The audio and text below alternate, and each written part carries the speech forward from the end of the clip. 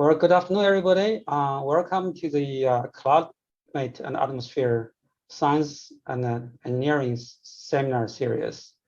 My name is Jun Wang. So this case seminar series has been a grassroots effort, and we try to have more exchange among faculties and about the research we are doing related to the climate, atmosphere science.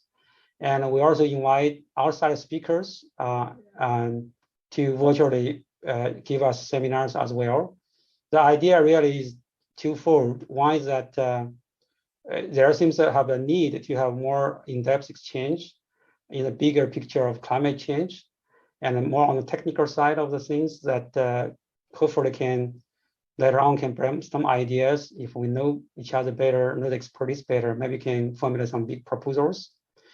Another fold is that we can show that we can save our own carbon footprint by invite people to do the outside people to do the seminar virtually. And this is actually the fourth, might be fifth speaker. We started this in the spring this year, and all the seminars are recorded, and we have put them in the YouTube. So I will send the link later. But anyway. Today, it's my great pleasure to introduce our own speaker, the first one, speaker from our own Professor Cramer from the Department of Earth and Environmental Sciences. And he's going to talk about nutrients, teratology, and extinction events in the geological record, and then an introduction to the Ashton Prairie living laboratory. So many of you probably know Brad very well. He has been organized several activities around the campus, but professionally he received his PhD degree and joined the University of Iowa in 2022. And he also received an NSF Career Award in 2015.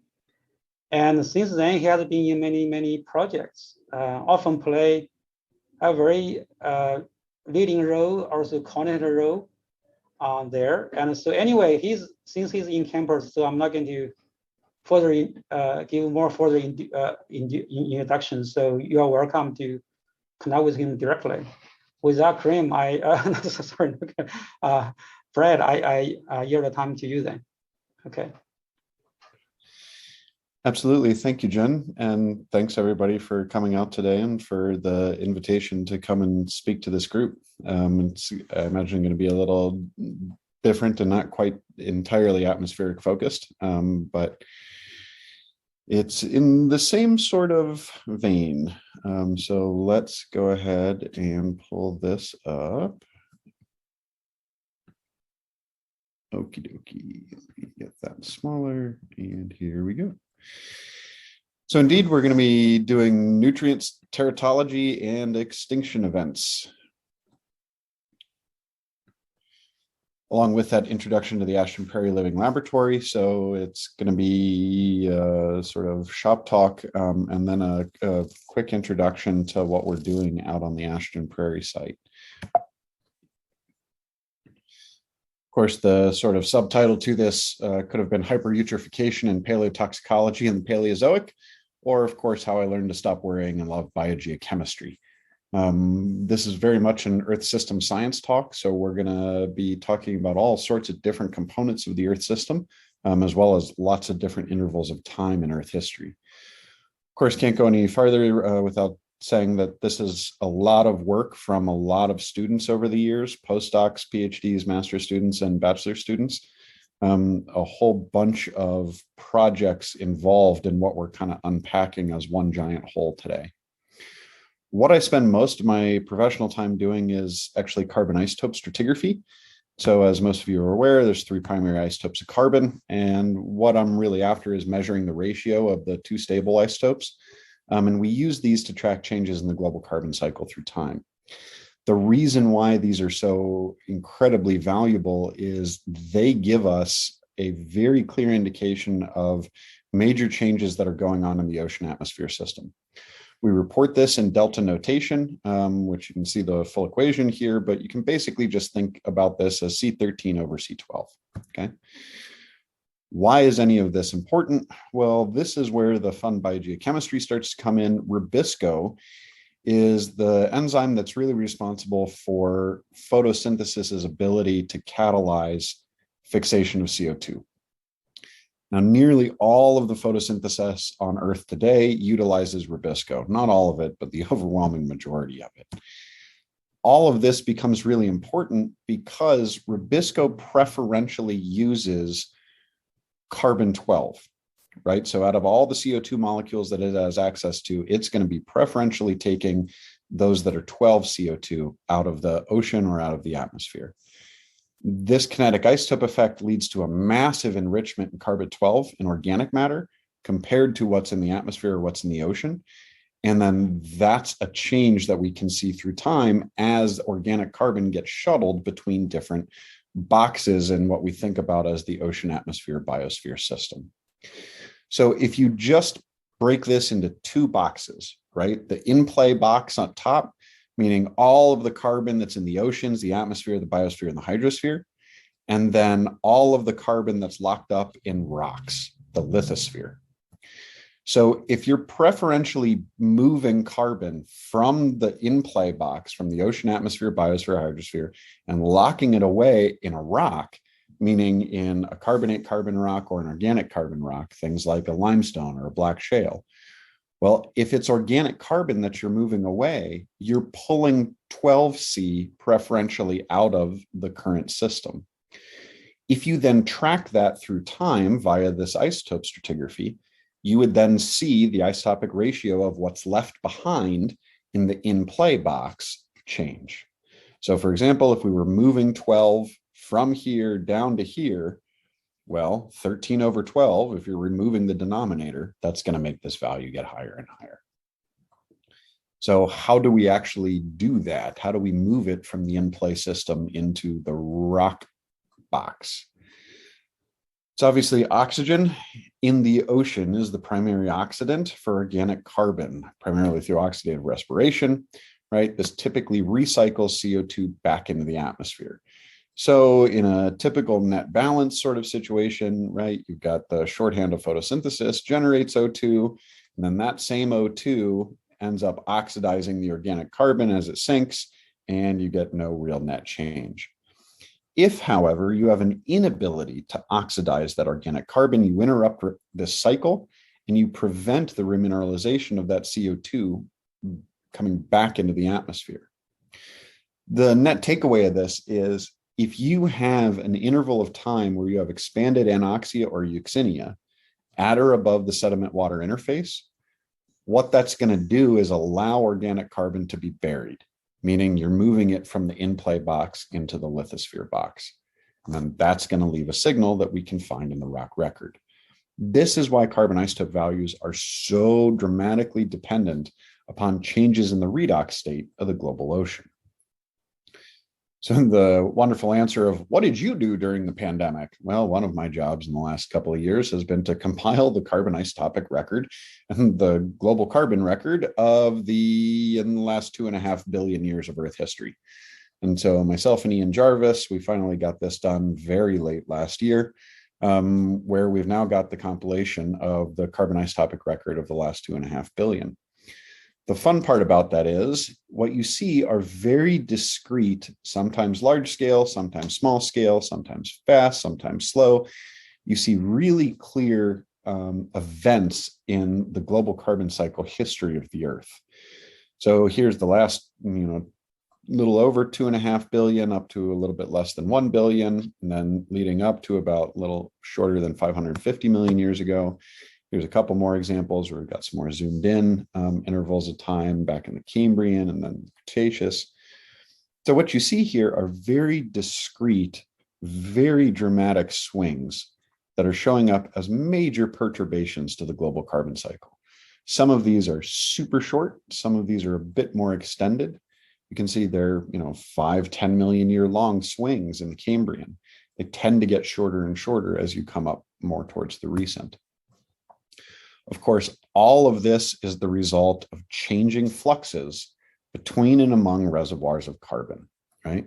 So if you really stop and think about it, if you added up all of the amount of carbon that's in soils, the atmosphere, the ocean, all of the rest of this, it pales in comparison to the amount of carbon that's sitting in the rock reservoir. I mean, of course, this is the fundamental core of climate change today, right? If we're moving carbon from the rock reservoir back into the in-play system, right? We're doing that via the burning of fossil fuels. That's going the opposite direction of what we're talking about today. So anyway, the interesting bit then is how all of these changes in the global carbon cycle end up showing up in their relationship to extinction events in the rock record. The sort of infamous Sapkowski curve starting in the 80s, and then here's the 96 version, was kind of redone by Alroy in 2001. All this is number of genera over the last 550-ish million years. Alroy redid that data set in the early 2000s. And of course, Fanjan Schwann just redid a version of that for the Paleozoic. So kind of 540 up to about 250. But these red arrows, those are the quote, big five extinction events, right? I mean, if you've heard about we're in the sixth extinction, well, this is what they're talking about. Those are the big five. This only has the Paleozoic on it. So there's only 1, 2, 3. That's 1, 2, and then that third one here. Okay.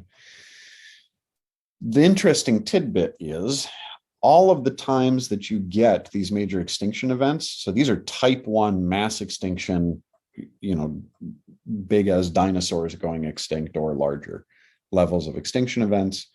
They're all happening at exactly the same time that you're having major perturbations to the global carbon cycle. Thing is, however, there's clearly these other intervals with really big perturbations to the global carbon cycle that don't necessarily show up on these extinction curves. Part of that has to do with the mechanics of how those curves are generated and from what data sets. But part of that is at what threshold does one consider it a mass extinction versus just a minor extinction? There's the big five compared to the Phanerozoic carbon record. But if you actually look at this, nearly all of the perturbations of the global carbon cycle are associated with some level of biotic turnover. Oop, I lost my clicky. There it goes. Every one of those blue arrows is a perturbation of the global carbon cycle where we have a demonstrable biotic turnover. So, I don't know about you, but I would consider something that's 30 or 40% of all global fauna on Earth to still be a pretty big deal, even if it doesn't categorize as a type 1 or a major mass extinction. Zooming in just more and more. So this is the whole Phanerozoic. This is the last 540-ish million years. I'm just going to zoom in on this interval here, the Silurian. So what we're looking at here is just one clade, a group of organisms called graptolites, and this is a standing diversity curve, okay? But what you can see is these major drops in standing diversity, where we have significant upticks in total turnover.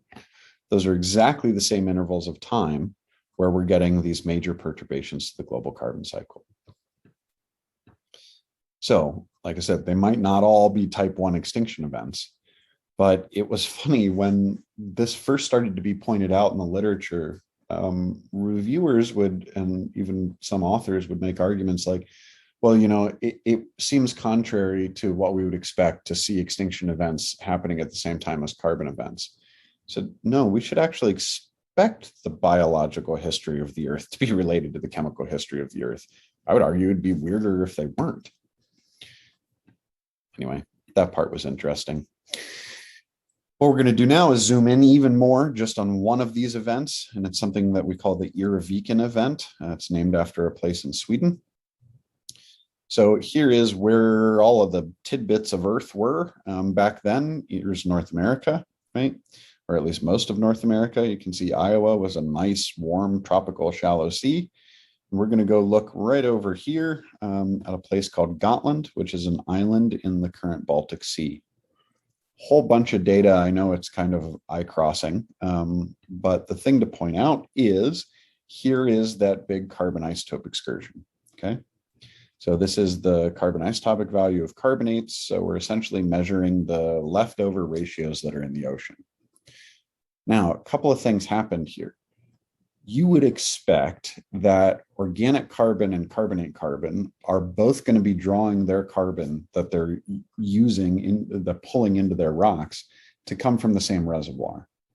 If that's the case, your a priori assumption is that they're going to be giving you the same isotopic value. So they should be in lockstep. Well, oddly enough, right where the extinction is, which is this blue bar, you actually see carbonate carbon and organic carbon go out of phase. So just as this is starting to creep up before the major excursion kicks in, you actually have a negative excursion in the organic carbon isotope value. This was, shall we say, unexpected.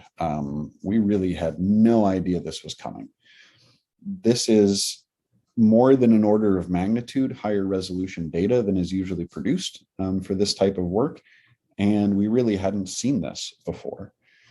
So what it meant was a couple of things. Number one, we had to really start unpacking what was going on in the global carbon cycle and why you were getting these big excursions to begin with, but also what other parameters that we normally don't think about in deep time could be playing a role here.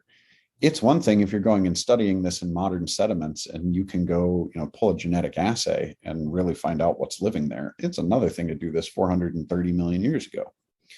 So there's unfortunately a lot more inference and sort of roundabout deduction that has to be done. But the first question we had to come to was, okay, so here's this giant carbon isotope excursion. You can see it was sitting here at a little over 1, kicks up to almost 6, comes back down to about 0. Okay, the first hypothesis that one would come to is that this is, as we talked about in the beginning, an increase in the amount of organic carbon being buried. So out of all of the carbon being buried on Earth, if you made the fraction of it that's organic larger, that would give you this positive excursion. That's a value that we use, that we term F-org, the fraction of carbon being buried that's organic. The sort of steady state first principles equation is what we're showing here. Because we have both the carbonate carbon value and the organic value through time, you almost always make the assumption that this value is constant, because the only way to change it is very long scale geological processes on the order of tens of millions of years. So we use this then to calculate F-org. And what we see is about 20% before the excursion, which is about the same value that we have in the modern ocean today. And you have about a 60% increase in organic carbon being buried. And that's pretty awesome. But it was that decoupling that really then started to send us down a rabbit hole. Okay, and one of the most confusing diagrams ever made, even people who do this for a living find this diagram complicated. All that you're looking at here is you start here, CO2 aqueous. And if you think about this diagram space as going up on this diagram means higher carbon isotopic values. The question is, how do you get from CO2 aqueous in the ocean to the two things that we measure, either a carbonate rock or an organic rock? Okay. Well, to get to a carbonate rock, that CO2 ends up in the dissolved inorganic carbon reservoir and then eventually into carbonate carbon. But then on the biological side, that CO2 gets incorporated first into primary biomass and then into sedimentary TOC. If I measured this and I measured that, the difference between the two is something we call Capdelta. In principle, it's then only being controlled by one of three things. Either this fractionation efficiency due to photosynthesis, this fractionation due to the production of carbonate carbon, or this fractionation which we'll talk about at the end, but that's the fractionation associated with all of the degradation that can happen between when primary biomass was first produced and then hundreds of millions of years later when we see it in the rock record. Okay, so we're measuring these two. We're curious about this. So I just explained this diagram as going from left to right, but we've got to now think about it inverse, because geologically we only see the end products of this experiment and have to now backwards infer how we got there. What we were seeing in that data set was that the organic carbon isotopic value is dropping, not the carbonate carbon value. So what that means is one of three things has to be causing it. Because we're seeing these two change independently, that's changing this distance. And if this distance is changing, we've got three variables we can play with. Okay. It turns out big delta carb, this guy here, is both temperature and carbonate ion concentration dependent. The thing is, though, to have all of this change that we're seeing, go back for a sec, this change here goes from about 29 up to about 32. Okay, so it's a 3 per mil change. When you actually run all of these numbers, to have a 3 per mil change in this distance caused just by this guy right here, that would require a temperature change of something on the order of about 40 degrees centigrade in the tropics. No way. From the last glacial maximum to now, the tropics change by less than 2 degrees. There's no way to generate that via temperature change alone. Carbonate ion concentration, same thing.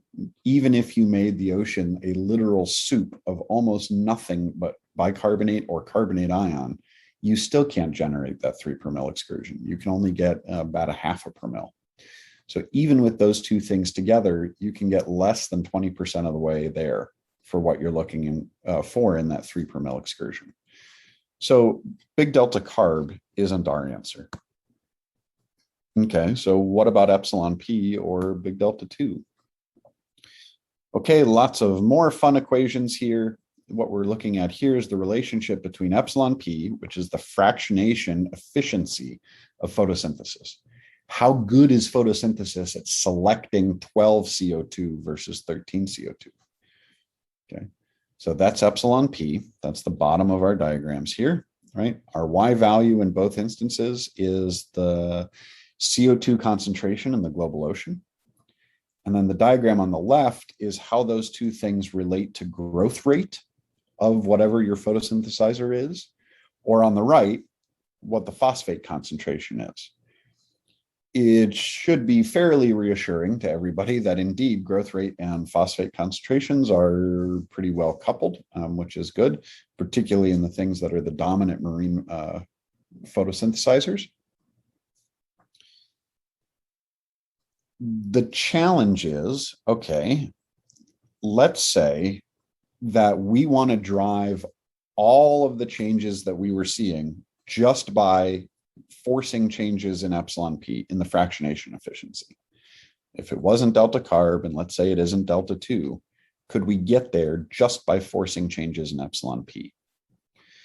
Once again, to save you the time of doing the calculations, what you end up with is this would require a decrease in growth rate such that you were reducing the growth rate of all primary photosynthesizers by about 95%, which is staggering. And we don't see any evidence of that in what we see preserved in the rock record. It would also require in this particular instance, in the Urvican instance, it would require something like a 23-fold increase in CO2 concentrations. The odds of that sort of CO2 swing, there's almost no geological process on Earth that could produce a 23-fold increase in under 50,000 years.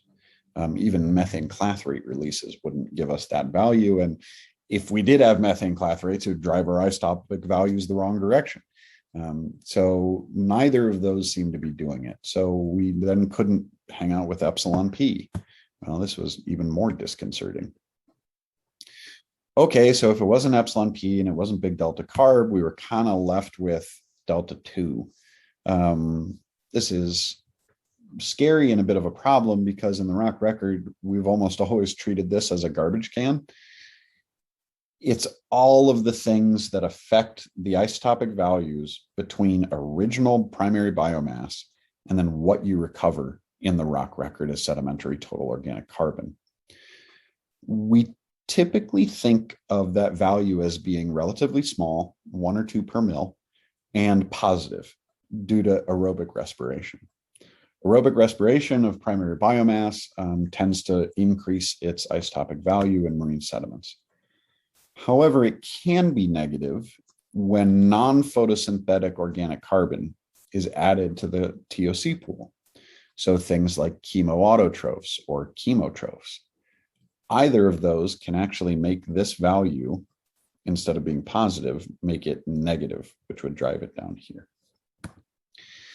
So this was essentially the argument that who ended up being left with. Poor Emma was the undergraduate student who produced this incredible data set and was left with a very perplexing, very difficult to argue and get folks to get their heads around discussion. But this is where we were. So the question was, okay, where do we go from here? So one of the best ways to go about trying to look for, any sort of evidence of this would, of course, be biogeochemistry, organic biochem. Megan Rorson, as it turns out, when she finished her PhD up at UC Riverside in 2013, she had actually run a handful of samples across this exact same interval from the exact same place, that island in Sweden, in her PhD in 2013. All sorts of crazy data on this diagram. The sort of most interesting, I think, is this one down here, the 3-beta methylhopane index. This is a really good biomarker indicator for methanotrophs in the rock record. And what we ended up seeing here is, a 3-beta methylhopane index of 21. That's actually the highest that's ever been recorded at any point, anywhere, ever, in any environment in the history of the Earth. I mean, even 16 is amongst the highest, but 21 is just completely bonkers. What we're taking away from this is exactly as the hypothesis was running. We're now starting to see there is actually some evidence of some really interesting biogeochemistry happening in this exact interval, right during this extinction event, prior to the big kickoff of the giant carbon isotope excursion.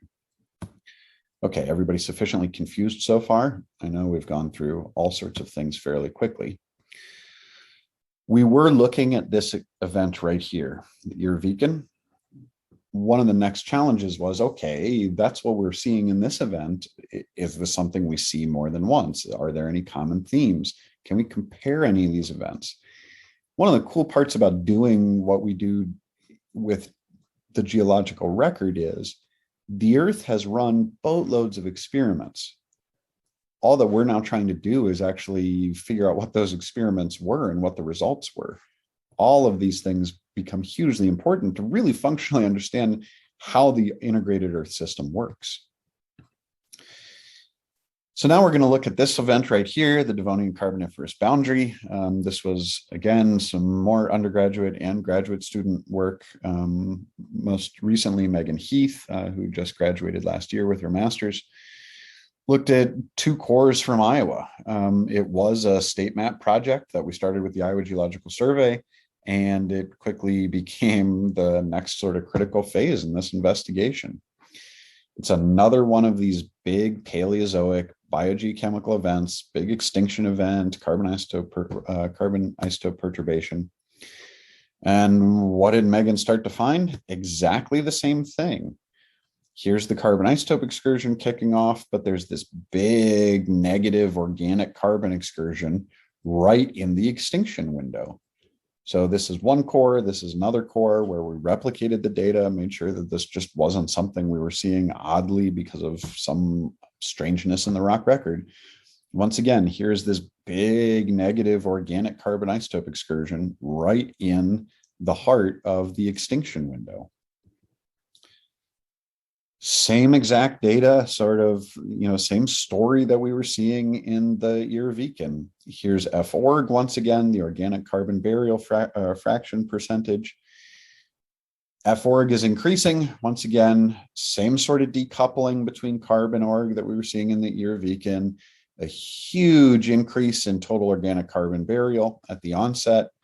And so I was like, okay, wait a minute. We're starting to see some commonalities and some common themes here between what we were seeing in the Silurian, so 430-ish million years ago, versus the DC boundary, which is 350 million years ago. Same sort of things, two very different times in Earth history. Well, this interval is really best known worldwide for something called the Hongenberg Black Shale. So this grayed out interval is the Hongenberg crisis. It's the extinction interval. And there is the Hongenberg Black Shale. It's right in the sort of early part of this. Group from Central Europe, headed by Pisarzowska, just last year, put out an amazing set of data from all of the classical sections in the Rhenish Massif, in the Carnic Alps, Thuringia. They identified the exact same drop in organic carbon isotopes that we were looking at for the data from Iowa. However, they didn't really spend time working out what the cause of that negative excursion was. But we had now seen this in both the Urvican and the Hongenberg. What they were really focused on in this paper was having a really detailed look at the geochemistry of what was going on in this black shale. Well, while all this was going on, it's always great to find other research groups, working on the same sorts of topics. A Japanese group headed by Shizuya put out another great data set from Vietnam, where they were looking at organic geochemistry, primarily lipid biomarkers through the DC boundary event. So same thing, the Hongenberg. And once again, they're finding some more really crazy changes in the biogeochemistry. In this instance, this is that Hongenberg Black Shale interval. So this is the extinction crisis. And here they got this massive spike in dibenzothiophenes, all sorts of other fun stuff that we could unpack and spend the rest of this talk talking about organic geochemistry if we wanted. But this is where the really, to me, fun stuff comes in. A really good buddy of mine, Thijs Vandenbroek, and a whole boatload of others, as you can see, Emsbo and Munike and Nunes and cast of thousands, put out this wonderful paper in 2015, said metal-induced malformations are harbingers of mass extinctions. And so what this paper was really this incredible first step in demonstrating. Their argument is that metal abundances, you're getting these events in the ocean where, for whatever reason, huge amounts of major and trace elements, particularly things that have very consequential toxicology, are showing up right at the onset of mass extinction events.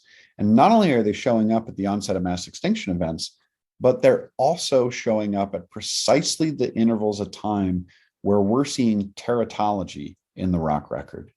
So we're seeing malformed species, clearly malformed organisms at the bottom of the food chain. As Axel Munike loves to say, malformed, teratological, 3 arms, 5 noses, that sort of thing. That's what we're actually seeing. We can see this in phytoplankton that are preserved in the rock record from hundreds of millions of years ago. They did a great job in this paper. I'm really beginning this process of demonstrating that both teratology and metal abundances precede some of these events in the Silurian.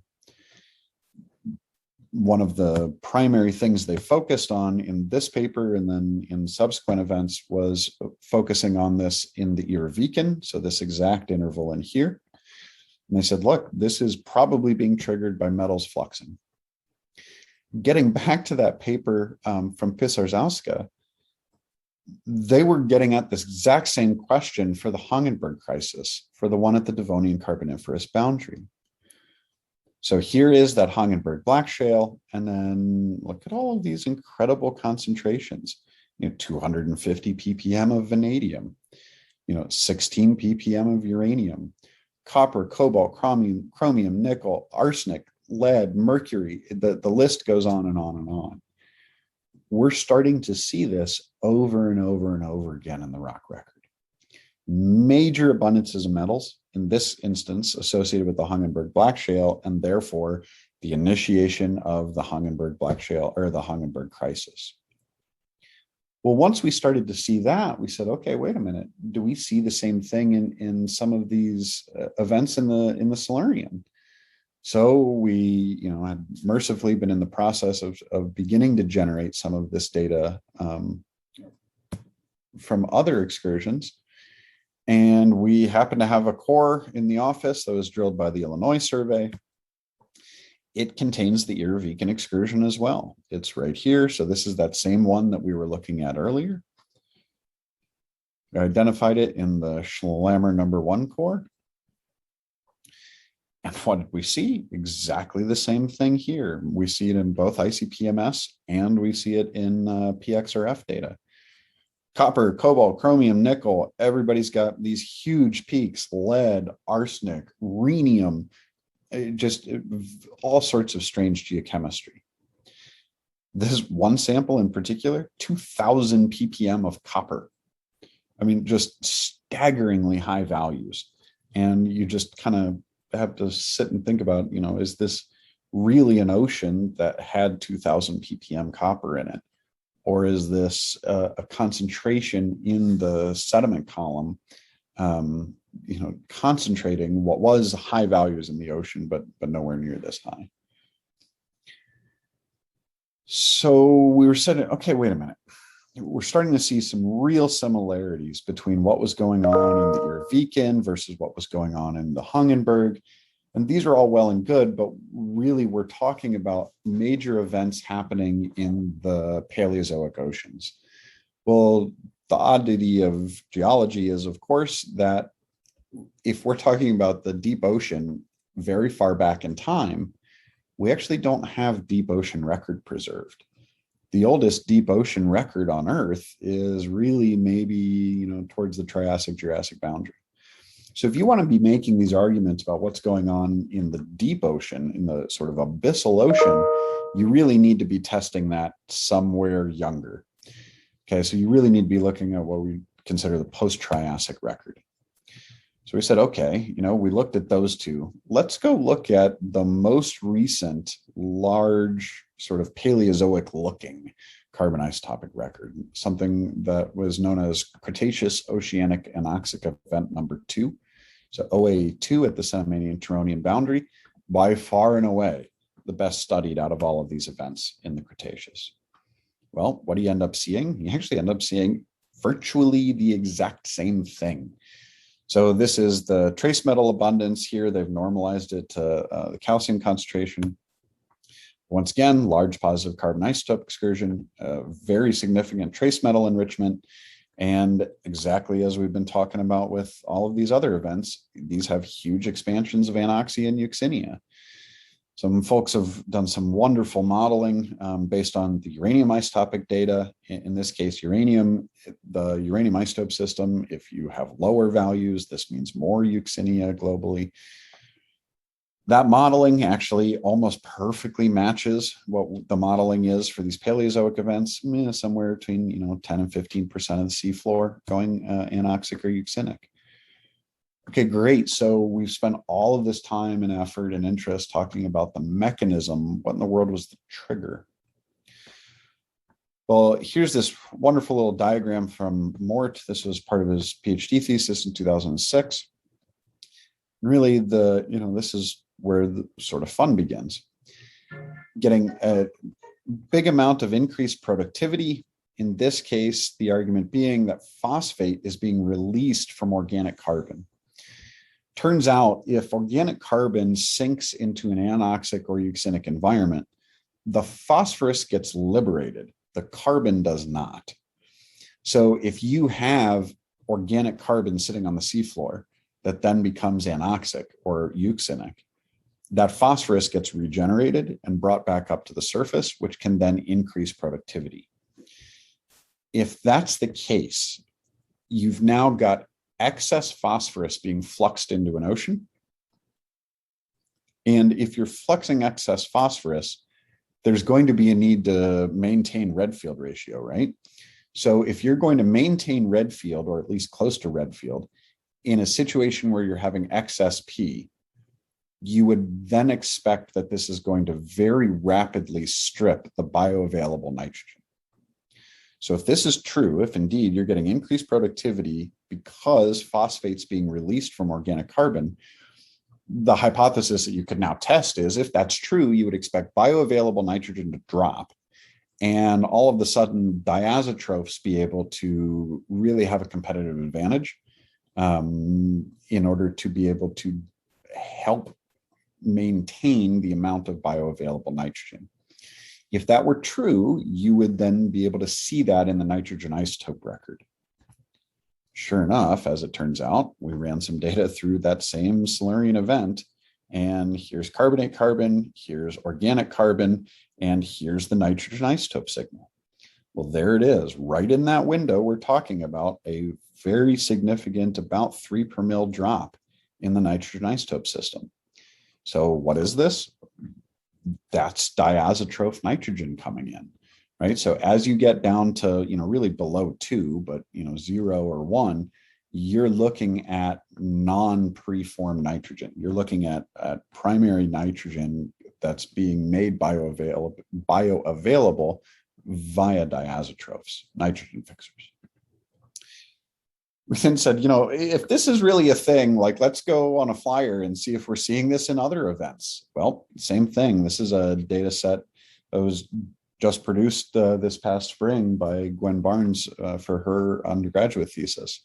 Here's a completely different event. Now we're in the Cambrian. This is the SPICE event. And sure enough, what do we see? There's all the metals. This is this horribly purple and red stained black interval, chock full of metals. There's the onset of this carbon isotope excursion. And sure enough, there's this massive, almost in this case, 7 per mil crash in the nitrogen isotope values. And so, this is once again becoming a theme. Really, it's these low nitrogen values indicating that bioavailable nitrogen is being limited, and you're getting most of your nitrogen from diazotrophs. So the theme seems to be that you're remobilizing phosphorus, which is driving enhanced productivity, that then strips bioavailable nitrogen that has to be replaced via that competitive advantage that diazotrophs get in a low nitrate phosphate world. Once again, this still didn't get us to the answer of what is the initial trigger, right? But whatever that trigger is, seems to be increasing primary productivity and the addition or preservation of metals that leads to the initiation of anoxia or euxinia, or conversely, it could be the consequence of anoxia and euxinia.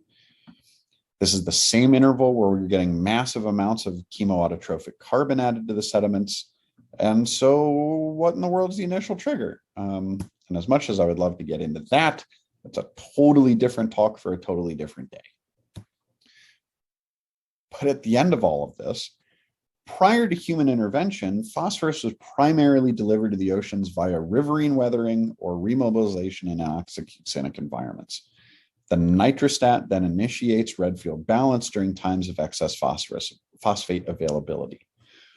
From an ancient biogeochemical perspective, it is super complicated to then think about how this works in the modern system when you are adding both excess nitrogen and phosphorus via the modern riverine flux.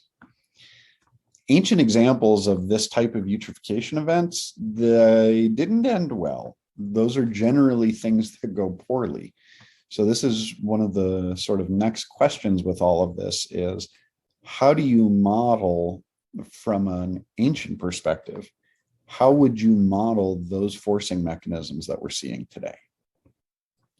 So that was it for that part of the talk. We can certainly talk about any of this later, I'm more than happy to have a chat. But I do want to get in real quick the discussion about the Ashton Prairie Living Laboratory. If any of you have ever been out there, this is what it looked like a couple of weeks ago, maybe a month ago at this point.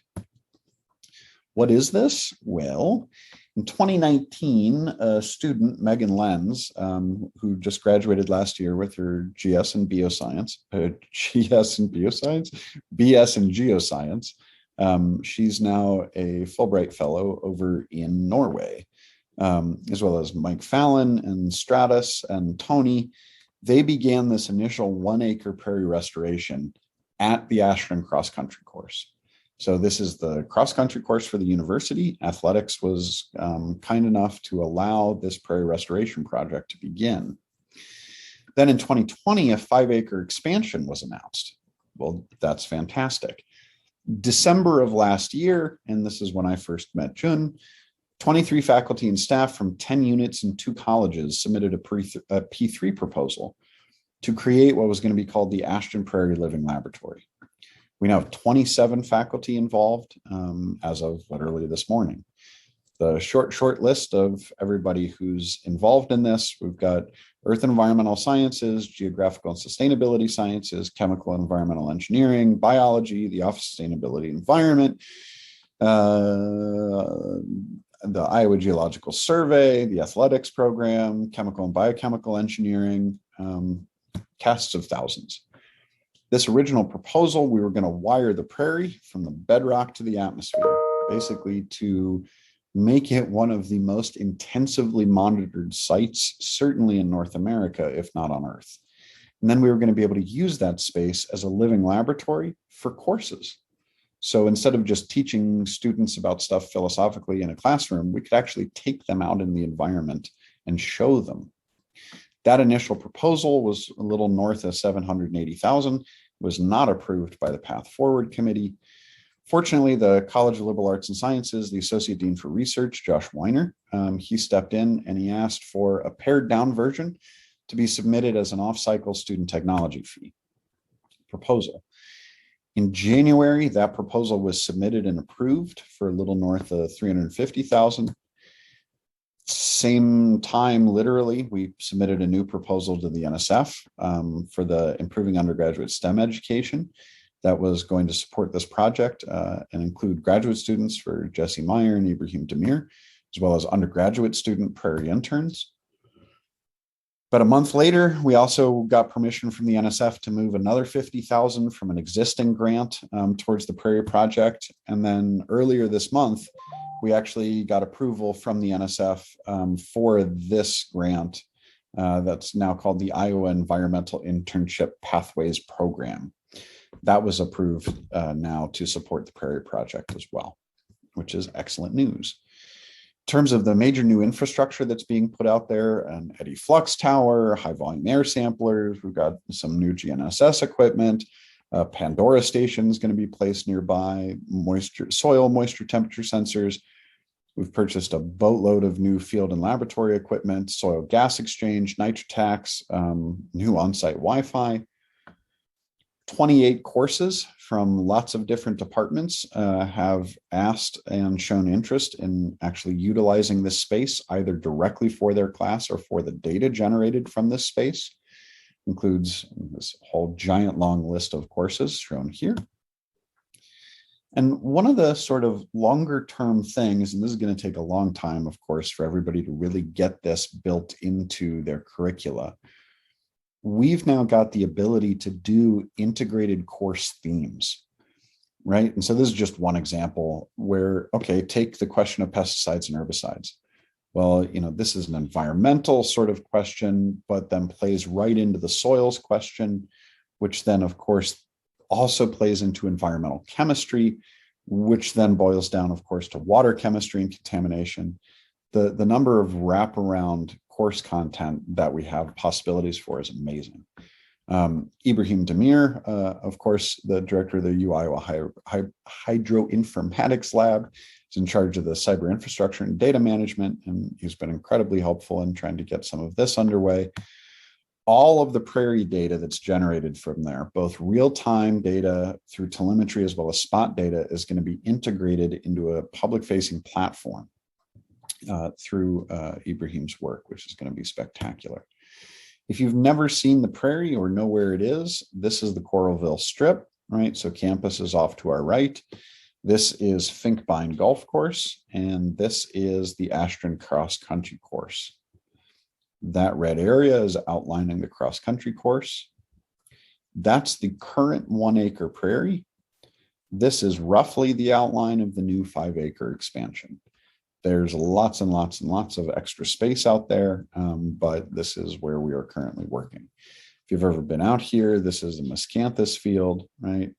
This is Dr. Stone's research area out here. So what's in this area and what's fun to play with environmentally out there? Well, there's Clear Creek, there's Camp Cardinal Creek. There's already a USGS water quality gauge station just upstream from where the prairie runs into Clear Creek.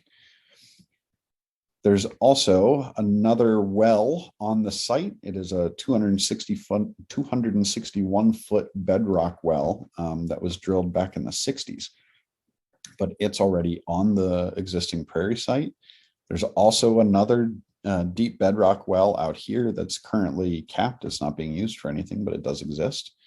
And there's also Dr. Stone's existing air quality station just in that parking lot just south of the prairie restoration site. As of a meeting from 2 weeks ago, this is the Wi-Fi installation plan out there. So that we can have not only assistance with telemetry, but students actually have Wi-Fi available access while they're out there. So there should be pretty good coverage, which is excellent news. So that existing bedrock well, we're also in the process of installing a boatload of additional wells. This is being done through the help of the Iowa Geological Survey, as well as Jesse Meyer over in our department are installing a whole load of primarily shallow wells to complement this existing well. These aren't the exact locations. These were some of the original plans, and most of them are in. We still have 5 or 6 more wells, I think, to install, particularly the multi-level systems are still yet to go in. So there's Dr. Stone's existing air quality station. There's a new high volume air sampler upgrade coming.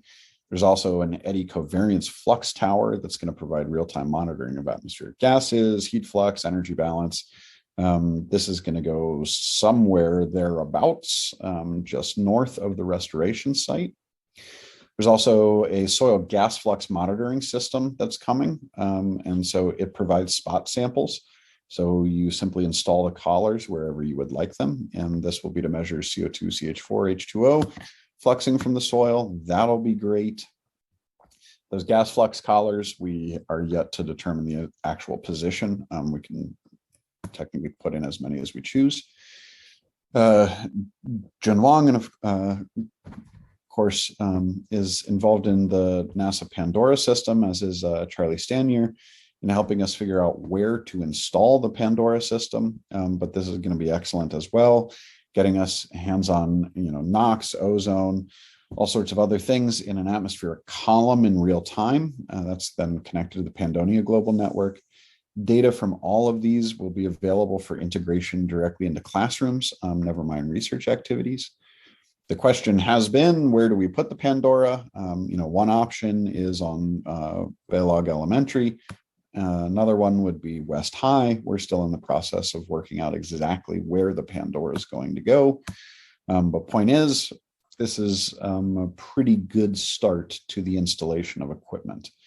There are boatloads of other pieces of telemetry being put in, not only down those wells, but also things like tensiometers for stream bank management and erosion questions. Mark Linderman just flew hyperspectral over the site, I guess about a month ago now. All sorts of fun things going on. We're also installing smart soil moisture temperature sensors. There's a Nitrotex system's going to be involved. There's already been boatloads of insect monitoring and animal monitoring going on out there. huge amounts of water quality meters and test kits have been purchased for students. So we have boatloads of new YSI sondes if folks need them or are interested. Flow meters, microscopes, precision balances, all of the other things we need to actually do this sort of work in the classroom. So that is a whole boatload of information in a very short period of time. And I am more than happy to answer any questions anybody has. Okay, thank you, Brad. Let's give Brad a round of applause by whatever you can do. And I will stop the recording here so everybody can